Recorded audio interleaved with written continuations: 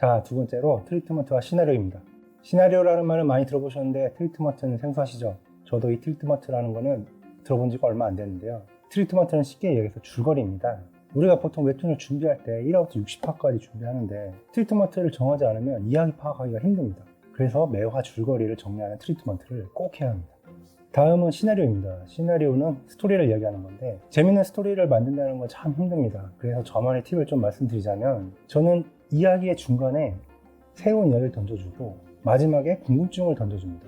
그래서 이게 반복되다 보면 독자들이 이 궁금증 때문에 작품을 끊임없이 보게 됩니다. 앞서 말씀드린 대사형을 통해서 좀 더 자세히 알아보도록 하겠습니다. 네, 이 대사형은 진산 작가님의 원작 소설을 이하주 작가님이 각색해서 만든 건데요. 이 원작 대사형은 카카오 페이지에 가면 보실 수 있습니다. 그러니까 일반적인 오리지널 웹툰, 그러니까 자기가 기획해서 스토리를 짠 게 아니라 원래 소설을 가지고 각색을 해서 스토리를 만든 거기 때문에 큰 차이가 있겠다라고 생각을 하실 수는 있겠지만 사실 트리트먼트를 짜고 시나리오를 제작하는 거는 노블 코믹스나 일반적인 웹툰은 큰 차이가 없기 때문에 이걸 가지고 한번 이야기를 해봐도 좋을 것 같습니다. 이 카카오 페이지에 있는 대사형 소설을 저희가 문서로 가지고 있어요. 각색을 하려면 일단 소설을 읽어봐야 되잖아요. 근데 이 소설이 97년에 나온 소설이에요. 문체 자체도 벌써 20년이 지난 소설의 문체이고 어떻게 보면은 요즘 트렌드라고 할 수 있는 건 아니기 때문에 또 이런 문장이 굉장히 좀 어렵잖아요. 요즘은 좀 라이트한 느낌의 웹소설이 인기인데 그래서 이 소설 텍스트 그대로 트리트먼트를 짜려면은 굉장히 어렵습니다. 자, 여러분이 봐도 굉장히 어렵게 느껴지시죠? 그래서 일단은 이 소설을 다 읽어봐야 됩니다. 소설 텍스트 가지고 정리해서 트리트먼트 만드는 거는 어떻게 보면 물리적인 노동력으로 인한 글을 정리하는 것 뿐이지 결국 자기 머릿속에서 이 내용을 글로써 다시 표현하는 게 각색이라고 할 수 있거든요. 쭉 읽어보고 사건을 정리해야 됩니다. 근데 이게 소설 1화라고 해서 이게 웹툰이라고 되진 않거든요. 바로 소설을 읽으면서 사건들을 정리해보는 거예요. 제가 저 소설을 읽어보니까 대사형이 의문의 남자랑 시합을 합니다. 근데 여기서 죽어요. 근데 진짜 죽었는지 살았는지는 확실히 모르지만 여기서 유골함을 가지고 와요. 거막이 3개월 후에. 그래서 형제들은 대사형 검룡이 죽었다는 사실을 알게 되고 사부는 대사형의 뒤를 이을 새로운 대사형을 뽑으려고 합니다. 여러 형제 중에. 그 중에 이제 주인공이 있는 건데 주인공은 대사형이 되지 원치 않고 굉장히 게을러요. 이 나머지 캐릭터에 비해. 그런데 유일하게 검룡이 죽은 거에 대해서 의문을 갖습니다. 검룡이 왜 죽었는지에 대해서.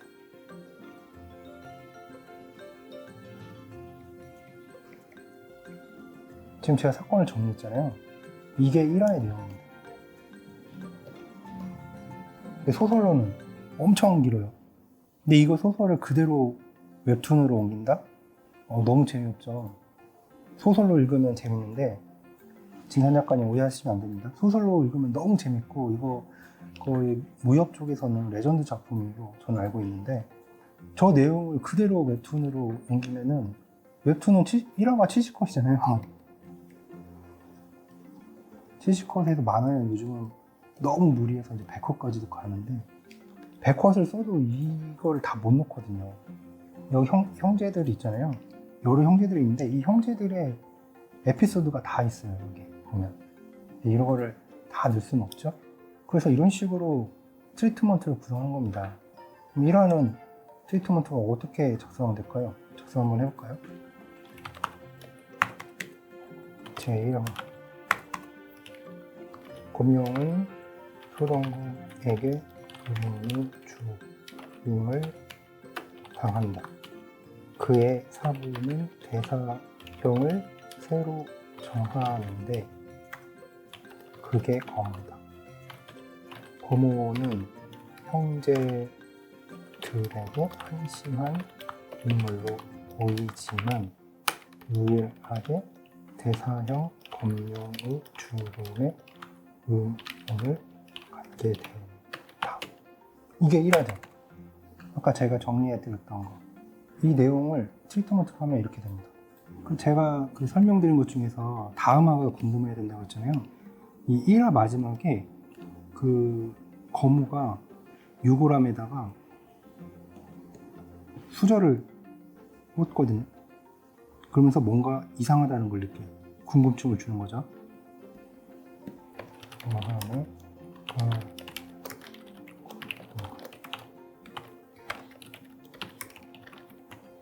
제2화.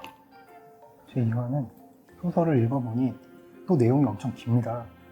읽어보니까 거무가 유골함에 숟가락을 꽂는 거를 건매가 보고 오해를 하죠. 그 오해를 해서 거무를 엄청 흔히 말하는 두들겨 팹니다. 근데 이걸 왜 넣냐? 거무가 형제들한테 어떤 캐릭터인가 굉장히 한심하게 보고 있어요. 이 주위 형제들이. 하지만 거무는 아무도 의심을 안 하는데 혼자 대사형의 죽음에 의문을 갖는, 겉으로는 한심해 보이지만 속으로는 진중한 그런 캐릭터라는 걸 보여주기 위해서 이 장면이 들어가는 겁니다. 그리고 사부가 이제 불러요. 사부가 거무를 불러서 너가 대사형을 해야 된다 라고 하죠. 그래서 거무는 하기 싫다라고는 하지만 이 대사형의 죽음의 비밀을 밝히기 위해서 결국 대사형의 자리를 받아들이려고 합니다. 그러던 와중에 갑자기 의문의 손님들이 오게 되는 거죠. 이 사람들이 누굴까요? 이걸 또 궁금증으로 남겨주는 거죠. 자, 이야기 전개가 이렇게 되는 거예요. 한번 적어볼까요? 2화. 고모는 유골함에 숟가락에서 물건과 잘못됨을 끼지만 그네로부터 대사형의 흠에 무례를 범한 걸로 오해를 받게 된다. 형제들은 거무가 대사형이 된 것을 마땅히 한다. 건매뿐 아니라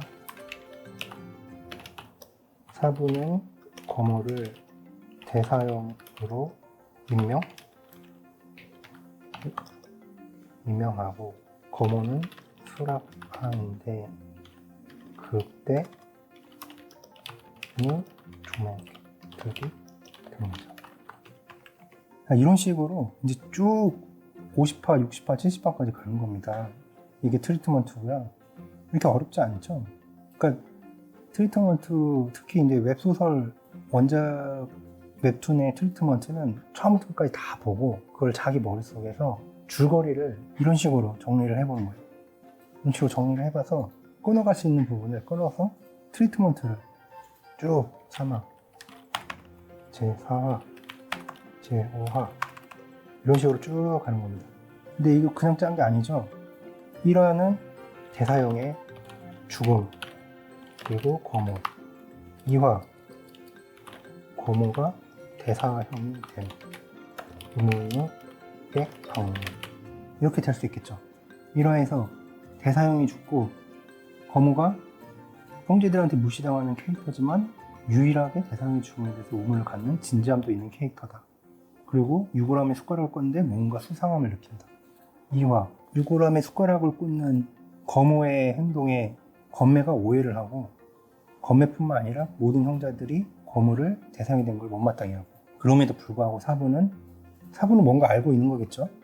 거모를 대사형으로 수락하고, 그때 때마침 의문의 조문극들이 등장합니다. 앞에서 제가 설명드렸던 것처럼 새로운 사건을 던져주고 마지막에는 궁금증을 던져주고, 이런 식으로 트리트먼트를 쭉 이어가면 이야기는 앞으로 전개되면서 이 이야기가 독자들이 끊임없이 보게끔 할 수 있는 궁금증을 맨 마지막에 장치를 해두는 겁니다. 이런 식으로 트리트먼트를 짜면 돼요. 근데 바로 이렇게 우리가 대부분 웹툰 창작자들이 특히 이제 초보 분들은 이렇게 글로 잘 적지는 않잖아요. 이게 꼭 형식을 이렇게 갖추는 게 아니라 메모를 해두는 거죠. 근데 이 메모를 하기 앞서서 이런 식으로 정배를 한번 쭉 본인이 나열해 보는 거예요. 이런 식으로도 해보고, 이거는 가로로 길죠? 대사형, 죽음, 요보람을 들고 오는 거막, 슬퍼하는 형제들, 사부가 고무 보고 대사형 하라고 하는데, 형제들은 못마땅함, 고모, 대사형의 죽음에 의문을 가져. 요구람에 숟가락을 꽂음. 이런 식으로 가로로 이렇게 해보는 것도 좋아요. 이런 식으로 꼭 일화만 할 게 아니라 대사형 죽음, 의문, 대사형 임명, 고모가 조문객 방문, 조문국의 정체가 다음에 발표되겠죠?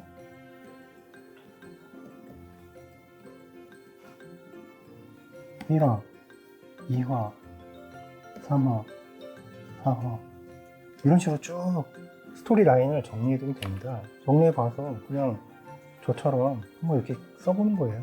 근데 과연 소설 그대로 다 하면 재미가 없으니까 재밌는 요소만 이제 가져오는 거죠. 웹툰에 맞게. 타이트하게. 어때요? 트리트먼트 어렵지 않으시죠? 시나리오에 대해서 한번.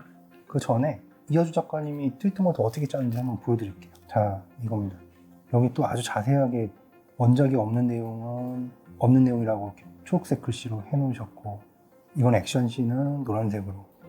이렇게 1화는 대사형의 죽음을 관련돼서 하고, 2화는 금나술. 금나술이라는 거는 이제 아까 그 사부님이 그 거모를 따로 불러서 너가 이제 대사형을 해야 된다라고 하면서 이제 보여주는 그 무공의 신인데, 사실 이제 이 2화의 내용은 금나술이 주제는 아니죠.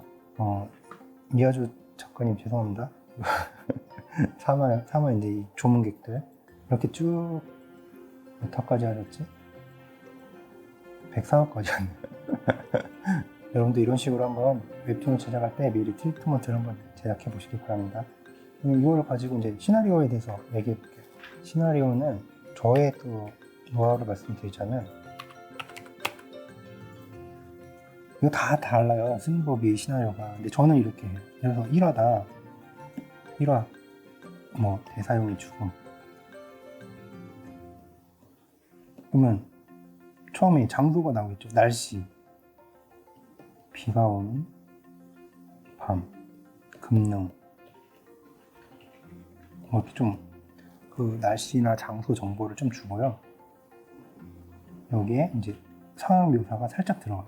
그래서 뭐 검룡은 예의를 갖추고 서 있고, 거막은 뭐 그저 바라보고 있다. 검룡의 앞에는 누가 있다. 그리고 검룡 대사 지문이 살짝 들어가겠죠. 네. 합장을 하여 예의를 갖추며. 그러면 이제 그 상대방 흐름검인가? 흐름검이 뭐 낄낄낄. 그리고 이제 여기서 또 행동에 대한 지문이 또 들어가죠. 상황 묘사에 대한. 이런 식으로. 아무렇지 않은 듯 시. 이게 시나리오입니다. 근데 시나리오가 이제 본인이 다 하면 모르겠는데, 그 갈수록 요즘 시나리오도 되게 자세하게 나와요. 어느 정도 자세하게 나오냐, 여기 묘사들 있잖아요. 묘사들. 뭐 이런 묘사들이 굉장히 디테일하게 나와요. 근데 굉장히 디테일하게 나오다 보니 이 콘티를 짜거나 그림을 그리는 사람은 이 시나리오 작가님이 글을 이만큼 다 쓰신 거면 꼭 들어가는 내용이어야 돼 라고 생각을 하고 이 글을 다 묘사를 하는 거예요. 일일이. 뭐 검룡은 예의를 갖추고, 여기 뭐 예의를 갖추는 거 나오고, 이렇게 합장을 하고, 뭐 거막은 뭐를 하고 있고, 비는 내리고 있고 상대방은 시 웃고 있고 이런 걸 다 표현해 주는 거예요, 컷으로. 근데 이제 이것도 요령이 생기면은 이렇게 할 필요가 없는 거죠. 이렇게 할 필요가 없고 그냥 한 컷으로 표현하면 되죠. 비가 내리고 있고 예의를 갖추고 서 있고 상대방은 서 있고 한 컷으로 이렇게 충분히 할 수 있는 거죠. 근데 이게 시나리오 작가님과 합이 잘 맞지 않으면 굉장히 이렇게 컷이 늘어나요. 그래서 대부분의 그림을 그리는 작가들은 이 시나리오가 너무 길면 안 좋아. 최소한의 표현만 해주면은 그런 게 재밌거든요. 뭐 일일이 다 이렇게 뭐 그 신발엔 흙이 하나 묻어 있고 빗물은 어깨에 흐르며 뭐 이런 거를 다 표현하면은 그린 사람 입장도 굉장히 재미가 없거든요. 어차피 캐릭터 소개에서 이 캐릭터에 대한 성격은 다 분석이 됐으니까 그 캐릭터는 내가 그리는 거고 그 캐릭터를 가지고 연기를 시키는 거거든요, 그림 작가는. 근데 요즘은 이제 그런 거에 대한 이해가 좀 부족한 시나리오 작가님들도 계시니까 그런 거에 있어서 좀 합이 맞지 않는 경우가 많습니다. 그래서 웹툰을 시나리오를 쓸 때는 본인이 머릿속으로 이 컷을 떠올려야 돼요. 이거는 한 컷이고 이거는 두 컷이고 뭐 이런 식으로 소설을 쓰듯이 글을 나열하는 게 아니라 본인 머릿속으로 컷을 생각하면서 시나리오를 써야 돼요. 그래서 뭐 베스트는 글을 쓰시는 분들도 웹툰을 좀 많이 보고 또 뭐 프로처럼 콘티를 짜지는 않을지언정 어떤 컷 나열 이런 거를 좀 공부를 하면은 이 시나리오를 쓰는 데 참 많이 도움이 되죠. 그럼 이하주 작가님이 시나리오 쓴 거 한번 볼까요? 네, 아까 설명드린 것처럼 1화 대사형의 죽음, 1화의 주제 한번 적어주시고 앞에서 설명드린 것처럼 여름이고 금능, 비가 추적추적 내리는 밤, 비무대의 예선 이 일이 어디서 일어나고 있는 거에 대해서 그려지죠? 이렇게 적어주셔서 그리고 이거는 두 번째는 이 상황 묘사 지금 여기 지금 어떤 상황인지 멀리서 우리가 보는 것처럼 다 표현이 돼 있어요. 관객은 거의 없고 참가자와 그 관계자들 참관이 가능한 비무대 예선장 이러면서 누가 있고 여기가 어디고 어떤 상황에 얘네가 있다. 그럼 이제 대사가 나오는 거죠. 검룡 한시 배우겠습니다. 여기 보면은 반대편에는 삐쩍 마른 몸이 드러나는 암살자 목장에 그에 걸맞는 신경쓰지 얼굴을 하고 검룡의 인사를 차갑게 받아 대친다 라고 하셨지만 저 같으면 그냥 바로 소검룡인가?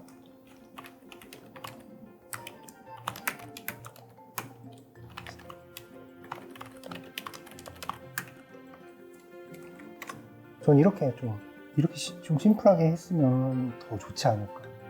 근데 우리 이하주 작가님은 많이 친절하셔가지고 근데 또 이하주 작가님처럼 자세하게 쓰는 걸 좋아하는 작가분들도 많아요. 뭐 이런 것도 표현도 필요 없죠. 그래서 소희룡이구나. 소희룡의 검을 흐리지 않고 막는 검용 시 이런 식으로 심플하게 쓰니까 더 컷이 잘 떠올리지 않나요? 자세하게 이렇게 막 쓰는 것보다. 네, 그래도 이하주 작가님이 잘해주신 게 여기 보시면 굵은 글씨는 임팩트 컷 1화에서 내용에서 굉장히 중요한 컷이다 라고 하는 것들을 이렇게 다 표시를 해주셨어요. 그리고 파란색은 개그 컷, 코믹 컷. 왜냐면 이렇게 정해주지 않으면 이 시나리오만 보고 그림 작가가 이게 개그인가? 이거 누가 뭐지? 이렇게 궁금해 하거든요. 그래서 이런 것들을 굉장히 구분을 잘 줘주셨어요. 그래서 그런 면에서는 굉장히 편하게 잘 된 시나리오라고 할 수 있죠. 자세한 시나리오가 이제 본인한테 편하시면 이하주 작가님처럼 아주 자세하고 디테일하게 하고 난 좀 심플하게 하고 싶다. 그러면 이제 심플하게 하는데 그림 작가가 어떤 걸 원하느냐 거기에 따라서 이제 합이 맞느냐 안 맞느냐 좀 차이가 있다는 거는 좀 알아두셨으면 합니다. 제가 그 이하주 작가님의 시나리오를 가지고 좀 수정도 해보고 했던 거는 이하주 작가님의 시나리오가 잘못됐다는 것이 아니라 심플한 시나리오를 좋아하고 디테일한 시나리오를 좋아하는 그림 작가가 있어요. 우리 시나리오 작가는 결국에 그림 작가와 합이 잘 맞아야 되기 때문에 그림 작가의 합이 어떻게 하면 잘 맞을지 본인이 선택해서 시나리오를 작성하길 바랍니다.